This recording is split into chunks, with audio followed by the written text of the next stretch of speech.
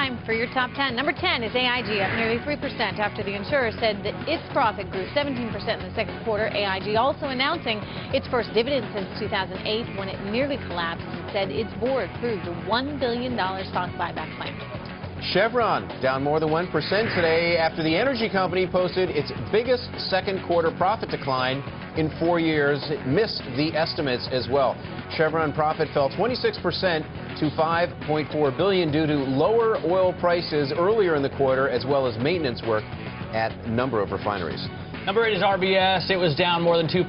Britain's biggest publicly owned lender has named the head of its UK consumer unit CEO as the government presses to lead the lender to shrink its investment bank. Ross McEwen will replace Stephen Hester on October 1st. All right, number 7 is Cablevision. Shares up right now 5% on speculation that the cable operator may be an acquisition target.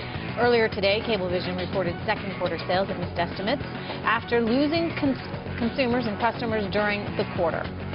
And Weight Watchers down 19% today, plunging the most in nearly 2 years.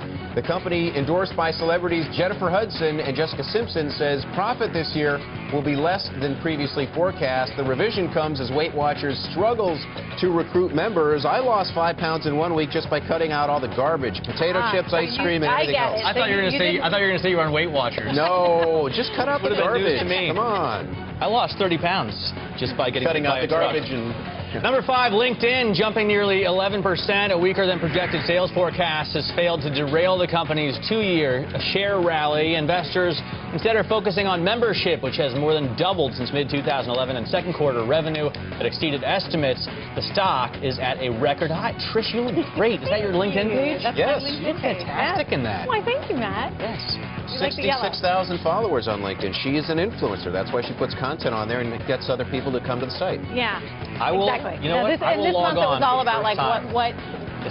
I will log on now for the first time since 2008 or whenever. You'll connect with me. Yes. All right, we'll connect. Cool. All right, cool. Number 4, Viacom, up almost 6%. The owner of cable networks MTV and Nickelodeon is doubling its stock buyback program to $20 billion, more than half of its market value. Viacom also posting higher than estimated sales during its third quarter.